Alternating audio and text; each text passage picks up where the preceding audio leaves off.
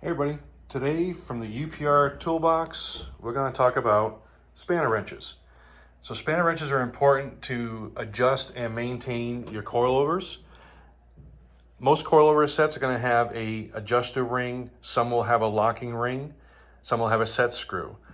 To adjust your coilovers for your ride height or even just take them apart to maintain them, it's good to have a set of good quality spanner wrenches. UPR has these Billet 7075 spanner wrenches, and this was part number 2026-25.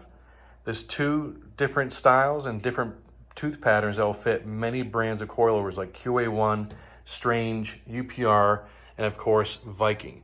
So when you're adjusting your coilovers, these will positively lock into your rings without damaging them and allow you to lock your coilovers in place very easily with our wrenches.